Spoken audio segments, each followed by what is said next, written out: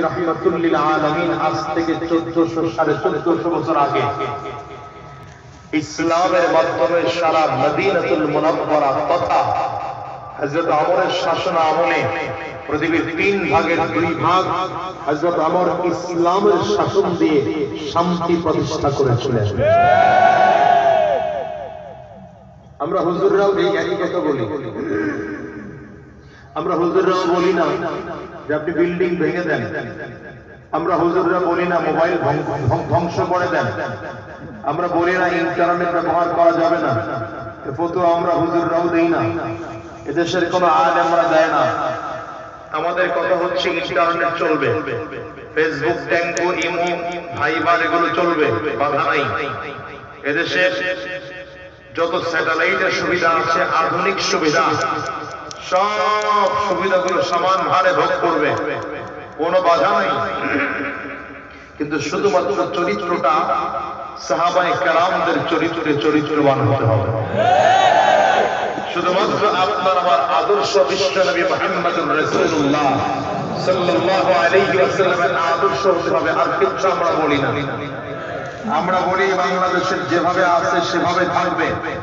যারা ব্যবসায়ী আছেন ব্যবসায়ী থাকবেন, চাকরিজীবী আছেন চাকরিজীবী থাকবেন, যে যেভাবে আছেন সেইভাবেই থাকবেন, তাদের কোনো অসুবিধা নেই।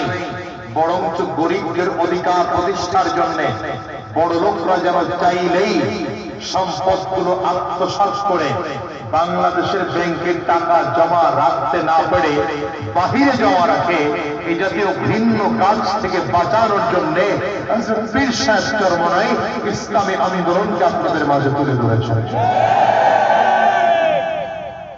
যদি আপনার কাছে মনে হয় পীর সাহেব চরমনাই, তার দল, তার কথা, তার আদর্শ, তার চিন্তা, তার চেতনা হকের উপরে আছে, তাহলে আপনি মুসলমান হিসাবে তাকে সহযোগিতা করা আপনার কর্তব্য। ইমানদার হিসাবে তাকে সহযোগিতা করা ঈমানি দায়িত্ব। আপনি প্রশ্ন করবেন যদি আজাদি ভাই আপনি কেন ইসলামী আন্দোলন করেন? আমি আমার জায়গা থেকে বলি, দেখেন আপনাদের সাথে মিলে কিনা। আমি প্রায় বলি আমি পীর সাহেব চরমনাইয়ের নেতৃত্ব মানি যতক্ষণ পীর সাহেব চরমনাই ইসলামের উপরে আছেন। যেদিন দেখবো পীর সাহেব চরমনাইয়ের আদর্শের সাথে আমার নবীর আদর্শ মিলবে না, পীর সাহেব চরমনাইয়ের কথার সাথে ইসলামের কথা মিলবে না, আমি আজ মঞ্চের সাক্ষী রেখে বলে গেলাম আমিও পীর সাহেব চরমনাইকে মানব না। শোনেন, কথাটা মিলায় দেখেন। আমি কথাগুলো বলে যাই, মিলায় দেখবেন আমার কথাগুলো কারেক্ট আছে না ভুল আছে। রাসূলুল্লাহ সাল্লাল্লাহু আলাইহি ওয়াসাল্লামের পুরো জীবনের মিশন ছিল 4টা। কয়টা? আঙ্গুল 4টা উচ্চা করে বলেন। মুখস্থ করে যেতে হবে আজকের আলোচনা। আমি যদিও আলোচনা করার জন্য বসিনি, আমি মূলত দোয়া নেওয়ার জন্য বসেছি। কারণ আজকে আপনারা যার আলোচনা শোনার জন্য এসেছেন, সে হযরতের আলোচনা শোনার জন্য আপনাদের চেয়ে আমি বেশি আগ্রহী। যে কারণে আমি হযরতকে পাইলে কোথাও আলোচনা ছাড়ি না, ওনার আলোচনা শোনার জন্য আমিও বসি। সেজন্য আমি আলোচনা খুব লম্বা করবো না, অল্প 2-4টা কথা বলে শেষ করবো। তো বলছিলাম রাসূলুল্লাহ সাল্লাল্লাহু আলাইহি ওয়াসাল্লামের জীবনের পুরো মিশন ছিল কয়টা? 1 নম্বর দাওয়াত ও তাবলীগ, 1 নম্বর ইলম ও তারবিয়ত, মুখস্থ করেন। 1 নম্বর বলেন না, 1 নম্বর ইলম ও তারবিয়ত, শিক্ষা এবং দীক্ষা। আপনাদের জানা আছে রাসূলুল্লাহ সাল্লাল্লাহু আলাইহি ওয়াসাল্লামের উপরে ওহী যখন নাযিল হলো, বুখারীর বর্ণনার মধ্যে এসেছে জিবরিল আলাইহিস সালাতু ওয়াস সালাম বিশ্বনবীর সামনে এসে দাঁড়িয়ে নিজস্ব সুরতে দাঁড়িয়ে আমার নবীকে বললেন যে করা। নবীজি বললেন মা আনা বিকারিন। জিবরিল বলছেন পড়েন। নবীজি বলছেন আমি তো পড়তে জানি না। এখন কি হলো? আমার নবী সাল্লাল্লাহু আলাইহি ওয়াসাল্লাম বলেন ফাআখাযানি ফাগাত্তানি হাত্তা বালাগা মিন্নিল জুহদ।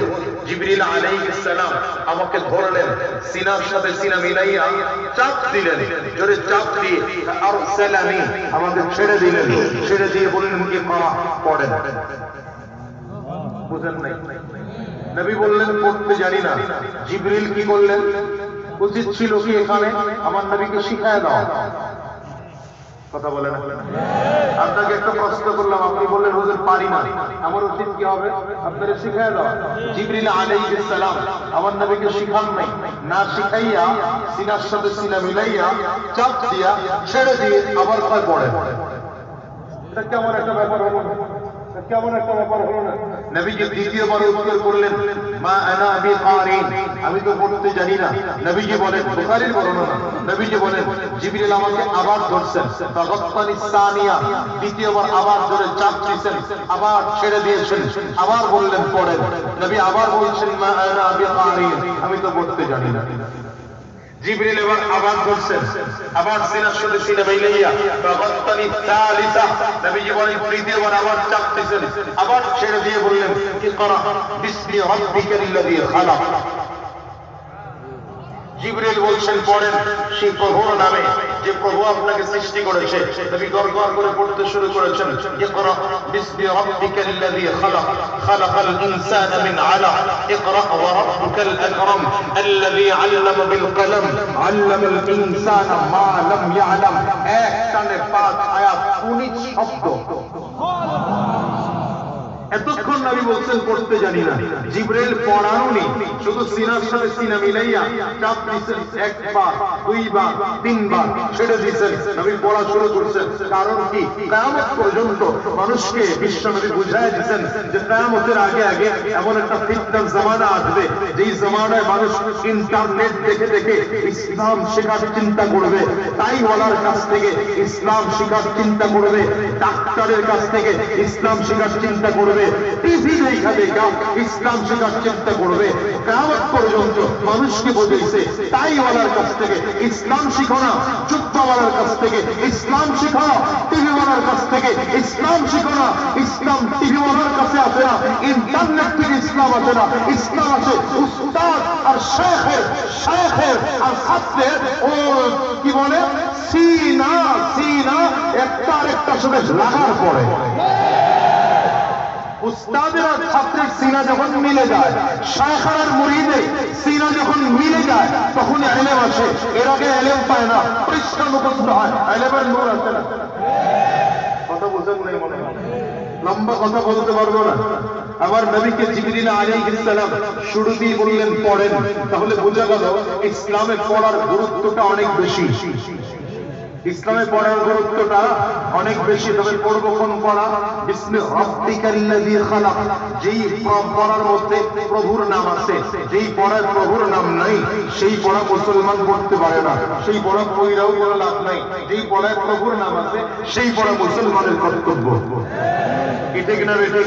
এজন্য আমি প্রায় বলি যে মুসলমান কোনদিন মূর্খ হতে পারে না। মুসলমান তাহাজ্জুদের নামাজ কি করে পড়তে হয় জানে না, মুসলমান ফরজ নামাজ কি করে পড়তে হয় জানে না, মুসলমান সূরা ফাতিহা জানে না, সূরা ইখলাস জানে না, সূরা কাফিরুন জানে না, সূরা নাস জানে না, সূরা ফালাক জানে না, তাশাহুদ জানে না, দুরূদ শরীফ জানে না, দোয়া মাসুরা জানে না, দোয়া কুরুত জানে না, সানা জানে না, রুকুর তাসবিহ জানে না, সাজদার তাসবিহ জানে না। এই লোকটা মুসলমান নিজের দাবি করা আর বোকামি করার সমান কথা। তাহলে মুসলমান হবে, সে শিক্ষিত হবে না, মূর্খ হবে, এটা হতে পারে না। তাহলে নবীজির 1 নম্বর মিশন কি ছিল? বলেন না, বলেন না, বলেন না। 1 নম্বর কি ছিল? তালিম ও তারবিয়ত, তার মানে শিক্ষা এবং দীক্ষা। 2 নম্বর আমার নবীর মিশন ছিল তাজকিয়াতুন নফস, আত্মা পরিশুদ্ধ করা। কি করা? বলেন না, কি করা? আর একটু জোরে বলেন না, কি করা? আত্মা পরিশুদ্ধ করা। দেখেন যেই সাহাবী, যেই আবু বকর, যেই ওমর, যেই উসমান, যেই আলী, যেই সাদ, যেই সাঈদ, যেই তালহা, যেই জুবাইর, আব্দুল্লাহ ইবনে আব্বাস, আব্দুল্লাহ ইবনে উমর, আবু হুরায়রা রাদিয়াল্লাহু আনহুম, এই সাহাবায়ে কেরাম জন্মসূত্রে ছিলেন জাহান্নামের আসামি। আপনার আবার চেয়ে কম দামি, কারণ আপনার আমার মা মুসলমান, বাবা মুসলমান, আপনার আমার মা মুমিনা, বাবা মুমিন। তাদের সাহাবায়ে কেরাম মা ছিল মুশরিকা, বাবা ছিল মুশরিক, মা ছিল কাফের। সাহাবীরা, বাবা ছিল কাফির, এদের ঘরে জন্মগ্রহণ করেছেন। জন্মসূত্রে সাহাবায়ে কেরাম ছিলেন জাহান্নামের আসামি, কিন্তু আবার নবীর হাতে হাত দিয়ে বাইআত হয়ে আত্মাটা এত সাফ করেছেন, লক্ষ কোটি টাকার মাল সামনে পড়ে থাকে, চুরি করে না, ডাকাতি করে না, ছিনতাই করে না, রাহাজানি করে না। মদিনা থেকে মক্কায় রাত্রিবেলা একজন মানুষ হেঁটে গেলে তাদের চুরি হয় না, ঘরের দরজা খোলা রেখে ঘুমানো, ঘর চুরি হয় না। আমরা তো সেই দেশ চাই। আত্মা এত পরিশুদ্ধ হয়ে গেছে যে সব সাহাবীদের ব্যাপারে আমরা পাকের ঘোষণা, রাদিয়াল্লাহু আনহুম ওয়া রাদু আন, আল্লাহ তোমাদের প্রতি সন্তুষ্ট, তোমরাও আল্লাহর প্রতি সন্তুষ্ট। শুধু তাই না, আল্লাহ তাআলা ঘোষণা দিয়েছেন যারা বদরে হাজির হয়েছে এদের আগের পরের সব গুনাহ মাফ। শুধু তাই না, আমার নবী 10 জন সাহাবীকে বাছাই করে করে জান্নাতের সার্টিফিকেট দিয়ে বিদায় জান্নাতে সার্টিফিকেট দিয়ে বিদায় হয়েছে। কথা বুঝছেন? দ্বিতীয় নম্বরটা হলে কি ছিল? তাজকিয়াতুন নফস, আত্মা পরিশুদ্ধ, আত্মা পরিশুদ্ধি বলেন না? হ্যাঁ, ঠিক আছে তো? হ্যাঁ, 4 নম্বর। 4 নম্বর হচ্ছে 3 নম্বর দাওয়াত তাবলীগ। দাওয়াত তাবলীগ মানে আমি যেমন ইলমে তারবিয়ত শিখছি, ওইটা 1 নম্বর। দ্বিতীয় নম্বর কি শিখছিলাম?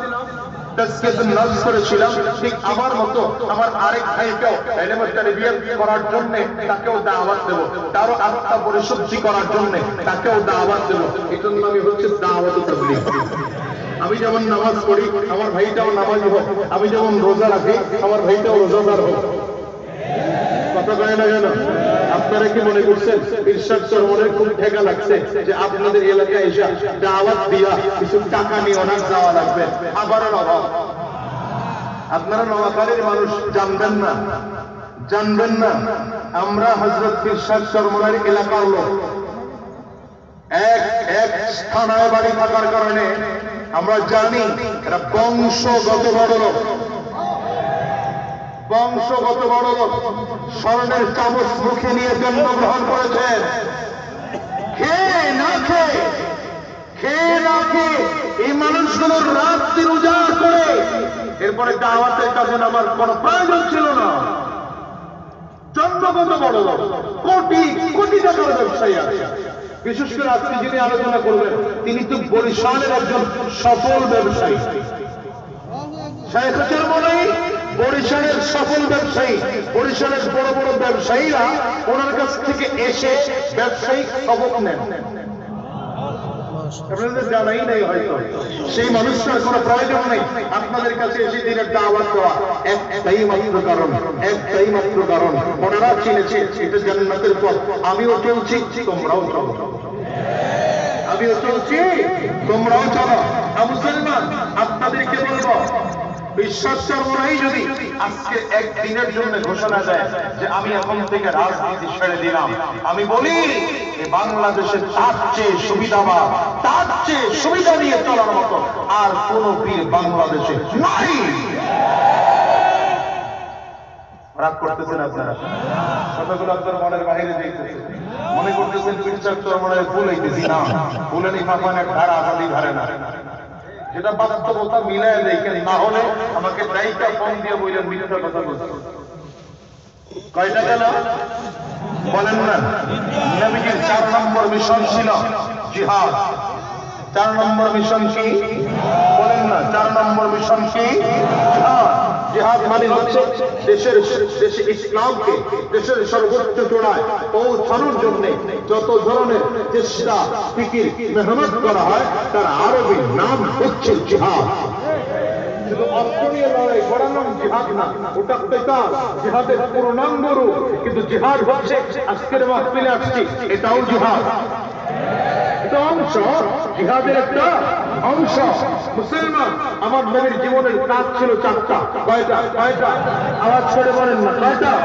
নবীর 1 নম্বর মিশন ছিল তালিমুত তারবিয়ত, 2 নম্বর মিশন ছিল তাজকিয়াতুন নফস, 3 নম্বর মিশন ছিল, আপনারা বলেন না একটু, দাওয়াত তাবলীগ, 4 নম্বর মিশন ছিল জিহাদ। আমাকে যদি প্রশ্ন করেন, আমাকে যদি প্রশ্ন করেন আজাদি ভাই আপনি কেন চরমনাই দল করেন, আপনি কেন ইসলামী আন্দোলন করেন, আপনি কেন বিশ্বাস চরমনাইকে ভালোবাসেন, আমি এক কথায় বলবো হযরত রাসূল করিম সাল্লাল্লাহু আলাইহি ওয়াসাল্লাম যে চারটা বিষয় নিয়ে কাজ করেছেন, বর্তমান আমিরুল মুজাহিদিন নায়েবে আমিরুল মুজাহিদিন তথা ইসলামী আন্দোলন বাংলাদেশ, বাংলাদেশ মুজাহিদ কমিটি, বাংলাদেশ কোরআন শিক্ষা বোর্ড এই চারটা বিষয় নিয়েই কাজ করছে। এক নম্বর মিশন তালিম ও তারবিয়ত। আপনারা জানেন বাংলাদেশ কোরআন শিক্ষা বোর্ড আছে, কোরআন শিক্ষা বোর্ডের মাধ্যমে তারা সারা বাংলাদেশে 68,000 গ্রামে 68,000 মাদ্রাসা করার ফিকির করতেছে। কথা বলেন না কেন, ঠিক কিনা? দ্বিতীয় নম্বর তাজকিয়াতুন নফস, এই যে পীর মুরিদের মাধ্যমে হাজার লক্ষ এদেশের লক্ষ লক্ষ কোটি কোটি পথ ভোলা মানুষকে দ্বীনের দাওয়াত দিয়ে চলেছে। শুধু তাই না, আল্লাহু আকবার, আল্লাহু আকবার, আত্মা পরিশুদ্ধ করে চলেছে। তিন নম্বর দাওয়াত ও তাবলীগ, এই বাংলাদেশ মুজাহিদ কমিটির আজকের মাহফিল, মাসিক ইজতিমা, সবগুজারি, হালকা জিকির, কি বলে চরমনের ময়দানে দুইবার না হলে বছরে একবার হলেও 3 দিনের জন্য যাওয়া, এটাই তো দাওয়াত ও তাবলীগের কাজের একটা অংশ। কথা বলেন না? 4 নম্বর ইসলামী আন্দোলন বাংলাদেশ তথা অঙ্গ সংগঠন ইসলামী শ্রমিক আন্দোলন বাংলাদেশ, ইসলামী যুব আন্দোলন বাংলাদেশ, ইসলামী শাসনতন্ত্র, ছাত্র আন্দোলন, জাতীয় উলামা মাশায়েখ, আইননা পরিষদ সহ আরো যত অঙ্গ সংগঠন আছে, এটা জিহাদের একটি অংশ। আমাদের মূল উদ্দেশ্য হচ্ছে এই বাংলার জমিনের সর্বোচ্চ চূড়ায় ইসলামকে পৌঁছানোর জন্য যত চেষ্টা ফিকির মেহনত আছে আমরা করব।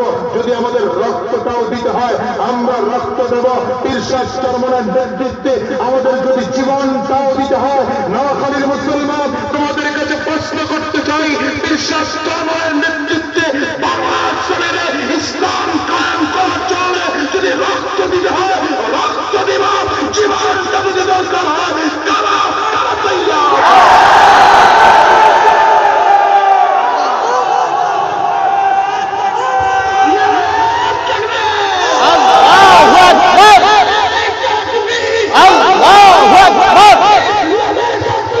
হুশিয়ার সাবধান, হুশিয়ার সাবধান।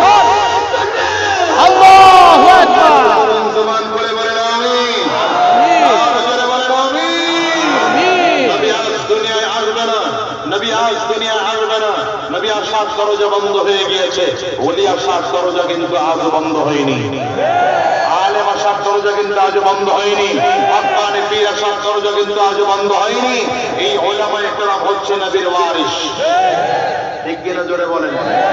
মুসলমান, আমার নবী জন্মে যেভাবে আবু বকর সিদ্দিক জীবন উৎসর্গ করেছেন, আমার ফারুক যেভাবে জীবন উৎসর্গ করেছেন, আমরা নবী পাবো না, নবীর ওয়ারিসদের জন্য ইসলাম রক্ষার আন্দোলনে, কোরআন রক্ষার আন্দোলনে, এই দেশ রক্ষার আন্দোলনে, বাংলার স্বাধীনতা রক্ষার আন্দোলনে আমরাও জীবন দিতে তৈয়ার থাকবো। ঠিক আছে না? ঠিক আছে না? আবু বকর সিদ্দিক রাদিয়াল্লাহু আনহু প্রথম দিকে একদম ইসলামের শুরুর দিকে যখন 6 বছর পূর্ণ হয়নি, মুসলমান মাত্র 39 জন, গনে 39 জন। হযরত আমর কালিমা পড়া মুসলমান হয়নি। ইসলাম গোপনে গোপনে দাওয়াত চলছে, প্রকাশ্যে দাওয়াত চলে না। আমার নবী বিশ্ব নবী রাহমাতুল লিল আলামিনের সামনে দাঁড়াইয়া আবু বকর সিদ্দিক রাদিয়াল্লাহু আনহু বলেন, হুজুর আপনি যদি একটু পারমিশন দেন বাইতুল্লাহর সামনে দাঁড়াইয়া আমি একটু খুতবা দেব। বুঝেন নাই?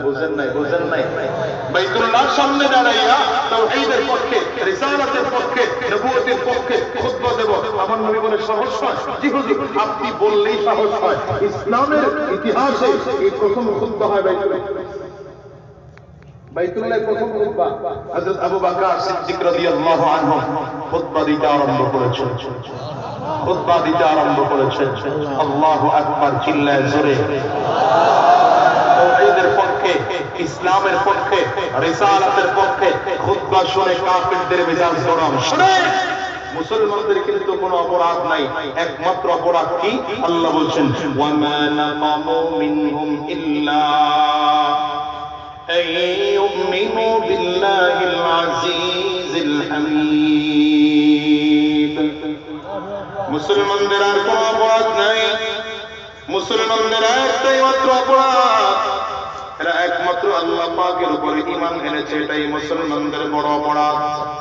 আবু বকর সিদ্দিক রাদিয়াল্লাহু আনহু বাইতুল্লাহর সামনে দাঁড়াইয়া তাওহীদের পক্ষে, রিসালাতের পক্ষে, ইসলামের পক্ষে খুতবা দিতে আরম্ভ করেছেন। বেঈমানদের মেজাজ গরম হয়ে গেছে, হাতের সামনে যা পায় ওটাই নিয়ে আবু বকর সিদ্দিক রাদিয়াল্লাহু আনহুর উপরে হামলা করতে আরম্ভ করেছে। কেউ চাকু দিয়ে ইচ্ছা মতো পিটায়, কেউ ছুরি দিয়ে ইচ্ছা মতো বাড়ি মারে, কেউ চাবুক দিয়ে বাড়ি মারে, আবার কেউ লাঠি দিয়ে পিটাইতে আরম্ভ করেছে। চাবুক দিয়ে আবু বকর সিদ্দিক রাদিয়াল্লাহু আনহুর পিঠের মধ্যে টাস টাস করে বাড়ি মারতে আরম্ভ করেছে, বুকের মধ্যে এক একটা টাস টাস করে বাড়ি মারতে আরম্ভ করেছে। বুকের চামড়াগুলো ফেটে যায়, রক্ত টপ টপ করে আবু বকর সিদ্দিকের পড়তে আরম্ভ হয়। মার খাইতে খাইতে আবু বকর সিদ্দিক রাদিয়াল্লাহু আনহু হুঁশ হারাইয়া ফেলেছে, বেহুশ হইয়া জমিনের মধ্যে পড়ে গেছে। ওরা মনে করছে আবু বকর মনে হয় বেঁচেই নাই, মরে গেছে। মৃত মনে কইরা পালাইয়া রাইখা চলে গেছে। আবু বকর সিদ্দিক রাদিয়াল্লাহু আনহুর হুঁশ নাই। বাড়ির লোকজনগুলো সব ধরাধরি করে নিয়ে আসলেন। মা আস্তে করে মাথার কাছে বৈশা চুপচাপ করে মাথার মধ্যে পানি দেয়, আর হালকা করে নাকের মধ্যে হাত নেয়। দেখে এখন শ্বাসটা আপ ডাউন করতেছে। মা চোখের পানিগুলো ছেড়ে কান্দে। সন্তানটার দিকে তাকাইয়া তাকাইয়া দেখে আর ঠোঁট পেটেও রক্ত বের হয়, কপাল পেটেও রক্ত বের হয়, গালটা পেটেও আবু বকর সিদ্দিকের রক্ত বের হয়। কাকে মারতে মারতে এমন মার মেরেছে, ওই যে কাপড়টা পরনে ছিল রক্ত পড়তে পড়তে চাদরটা পর্যন্ত ভিজে যায়। আবু বকর সিদ্দিক রাদিয়াল্লাহু আনহুর দিকে তাকাইয়া মা চোখের পানি ছেড়ে কান্দে। হঠাৎ করে আবু বকর সিদ্দিক রাদিয়াল্লাহু আনহু অনেকক্ষণ পর হুঁশ ফিরে আসলো। হুঁশ ফিরে আসলেই মায়ের দিকে তাকাইয়া ডাক দেয়, মা আমারে বলো না আমার নবীজি কেমন আছে। সুবহানাল্লাহ। যে মানুষটার এতক্ষণ হুঁশ নাই, এই মানুষটা হঠাৎ করে হুঁশ ফিরে আসার পরে আমার মায়ের কথাই জিজ্ঞাসা করে, মাথা মধ্যে চুপ কর, আর জীবনে কোনোদিন এই লোকটার নাম তুই নিবি না। এই লোকটার জন্য মক্কার লোকজনগুলো ধরে মেরেছে। আবু বকর সিদ্দিক বলেন, মা কেমনে আমি লোকটার নাম না নিয়ে পারি? আমি মানুষটারে না দেখলে তো আমার মনটা মোটে ভালো লাগে না। আবু বকর সিদ্দিক রাদিয়াল্লাহু আনহু মা তোদের পেয়ালা নিয়ে হাজির করেছে, বাবা দুধটুকু পান কর। আবু বকর সিদ্দিক বারবার করে দুধের পেয়ালাটা সরাইয়ে দেয়। মা যখন বারবার করে জোর করে, আবু বকর সিদ্দিক কসম করেছেন, আল্লাহর কসম, যতক্ষণ পর্যন্ত তোমার নবীর না দেব ততক্ষণ পর্যন্ত দুধের পেয়ালার মধ্যে মুখ লাগাও না। মা ডাকতে বলে, বাবা আমি কই পাবো তোর নবীর, কোথায় পাবো মুহাম্মদের পাক? আবু বকর সিদ্দিক বলে, মা কোথাও যদি তুমি না পাও, ওমরের বোন ফাতেমার কাছে যাও, ওর একটু ডাইকা আমার বাড়িতে নিয়ে আসো। হযরত ফাতেমা রাদিয়াল্লাহু আনহা তখন কালিমা পড়েছেন, ওমর তখনও কালিমা পড়েন নাই। খবর পাইলেন আমার নবী দারুল আরকামে বসা, আমার নবী যায়েদ ইবনে আরকামের বাড়িতে বসা। কথাটা শুনতে দেরি হয়, আবু বকর সিদ্দিক মায়ের হাতটা টান দিয়ে বুকের সাথে লাগাইয়া দিয়ে ডাকতে, মা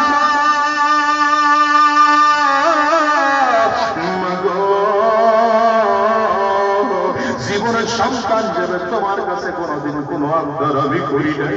আজকে তার ছোট্ট আবদার করবে, মা তুমি কে আমার আবদারটা রাখবা? মা ডাকতে বলে, রে বাবা কি আবদার তুই করবি? কোন আবদারটা আমি তোর রাখি নাই বল। আরে মুসলমান দুনিয়ায় মা একজন সন্তানের সবচেয়ে বড় আপন, ঠিক না বেনে আওয়াজ করে?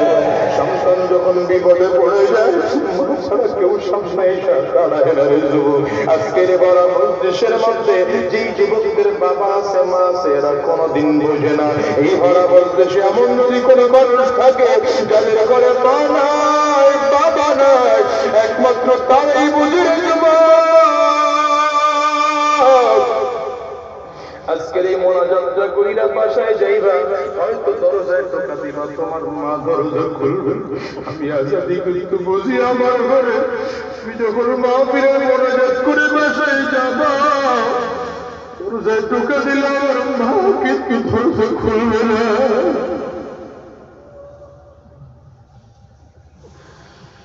যুবক, আজকের ভরা মজলিসে আমার মতো কার কার মা নাই? একটু হাত গুলা উঁচা করে দেখা। কার কার বাবা না? একটু হাত গুলা উঁচা করে দেখা। একটু হাত গুলা উঁচা করে রাখেন আমার কলিজার টুকরা যুবকেরা। দেখো যুবকের তাকাইয়া তাকাইয়া এই মানুষগুলো চোখের পানি ছেড়ে কান্দে, কারো গাল বেয়ে বেয়ে পানি পড়ে, কারো চোখের কোটায় পানি জমে গেছে, কারো চক্ষু দুইটা লাল হয়ে গেছে।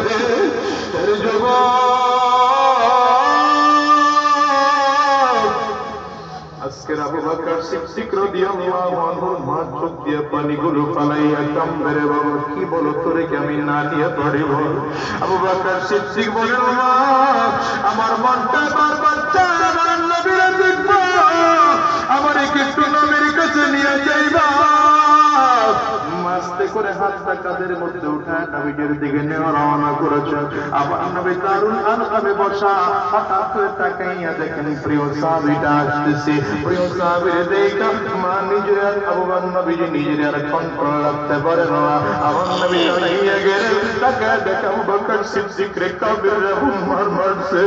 ঠোঁটটা পেটে রক্ত বের হয়, কপাল পেটে রক্ত বের হয়, ওই গাল পেটে রক্ত বের হয়। যে কাপড়টা পরনে ছিল ওই কাপড়টা পুরোটাই রক্তে ভিজে গেছে। আমার নবী কাছাকাছি দাঁড়াইয়া হাত দুইটা বাড়াইয়া দিছে।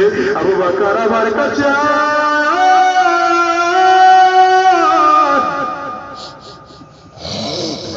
আমার নবী ডাকছেন, আবু বকর সিদ্দিক ঘুমড়ে খেয়ে জমিনের মধ্যে পড়ে গেছেন।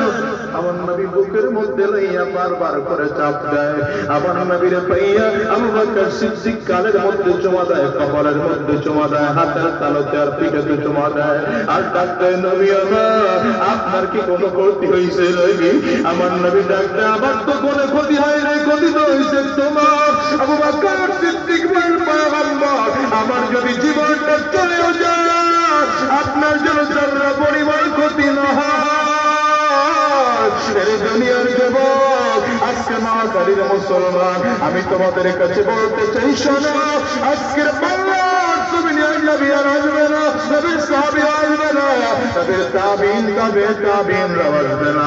আমরা শায়েখ চরমনাইকে পাইলাম, পীর সাহেব চরমনাইকে পাইলাম। বাংলার জমিনে ইসলাম কায়েম করার জন্য যদি আমাদের পীর সাহেব চরমনাইয়ের নেতৃত্বে আমাদের রক্তটা দেওয়ার দরকার হয়, আমরা রক্ত দেব। জীবনটাও যদি দেওয়ার দরকার হয়, কারা কারা দিতে তৈয়ার আছো? বসে থাকতে চলবে না, দাঁড়িয়ে যেতে হবে মুসলমান।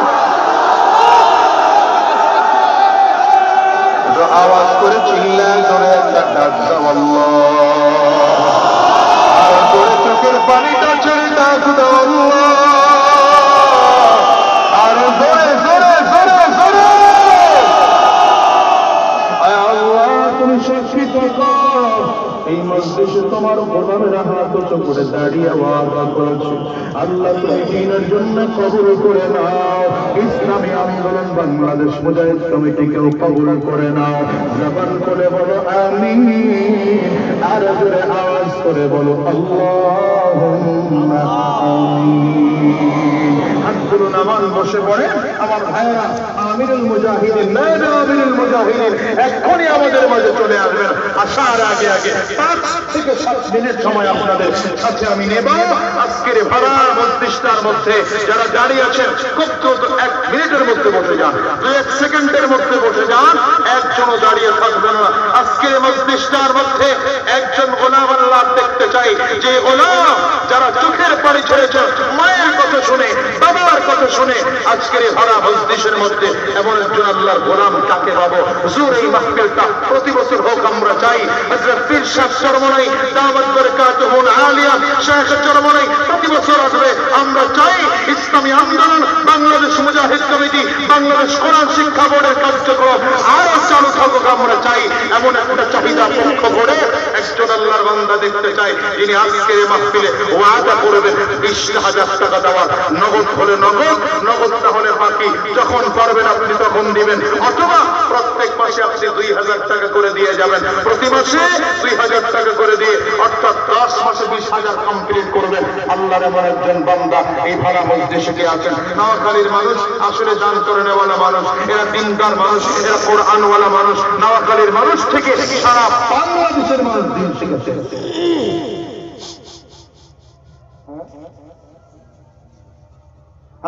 মাহফিলের অনুমতি মাত্র 3 দিন আগে পাওয়া গিয়েছে, প্রশাসনের আগে গড়িমসি করেছে, যে কারণে চারিদিকে অর্থের অভাব।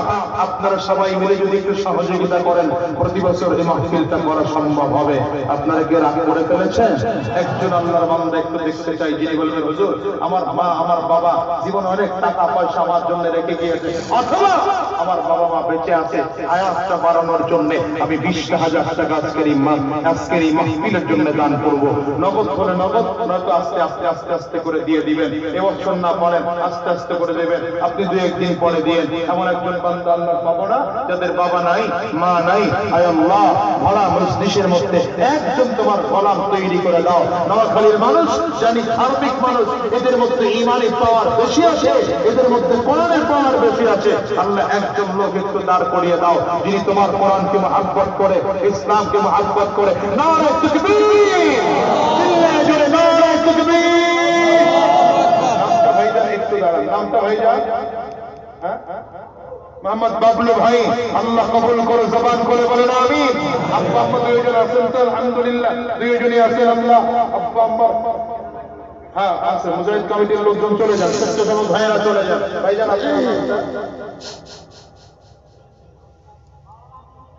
মৌলানা আব্দুর রশিদ, নারে তাকবীর।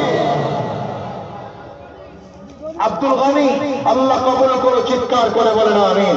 মৌলানা আব্দুল গনি ভাই 20,000 টাকা, স্বেচ্ছাসেবক একজন ভাই চলে যান, নাম ঠিকানা একটু নিয়ে আসেন। আল্লাহ কবুল করো, জবান করে বলেন আমিন। 2 জন পেয়ে গেলাম 20,000 টাকা দেওয়া। 3 নম্বরের একজন আল্লাহর বান্দা চাইছিলাম, এটা পাইলে অঙ্কটা কমায় দেওয়া যেত। 3 নম্বরে আল্লাহর একজন বান্দা চাই। আপনারা দেখতেছেন এত হাজার হাজার লাইটের আয়োজন, মাইকের আয়োজন, বিশাল প্যান্ডেলের আয়োজন, কত চারিদিকে খরচ, যত সমস্যা। আপনার একটু সহযোগিতা করলে মাহফিলটা সুন্দর হবে, ঠিক কিনা? আওয়াজ করে বলেন। আমি 3 নম্বরে আপনার একজন বান্দা দেখতে চাই। আয় আল্লাহ, তুমি তোমার এই ভাড়া মজলিসে একজন তোমার গোলাম তৈরি করে দাও যিনি আজকের এই ভাড়া মজলিসের মধ্যে ওয়াদা করবে 20,000 টাকা দেওয়ার। পেছনে একজন ভাই ঘোড়ায়, হ্যাঁ যান, স্বেচ্ছাসেবক ভাই ওখানে চলে যান, দৌড়ায় চলে যান, দ্রুত ভেতরে চলে যান। মাশাআল্লাহ, নামটা যদি সম্ভব হয় তাহলে সামনে পাঠানোর ব্যবস্থা করেন। আমার ভাই একজন পেছন দিক থেকে 20,000 টাকা দেওয়ার ওয়াদা করার জন্য দাঁড়িয়ে আছেন। আল্লাহ তুমি কবুল করো, চিৎকার করে বলেন আমিন। আর জোরে আওয়াজ দিয়ে বলেন আমিন, জবান খুলে বলেন আমিন। লম্বা সময় নেব না, নবীজির খলিফা 4 জন, কয়জন? 4 খলিফার সাথে জান্নাতে থাকার নিয়ত করে একজন লোক 4 নম্বরে দাঁড়াবেন 20,000 টাকা দেওয়ার। এটা পাইলেই অঙ্ক কমায় দেবো ইনশাআল্লাহ। আপনাদের আর বিরক্ত করবো না।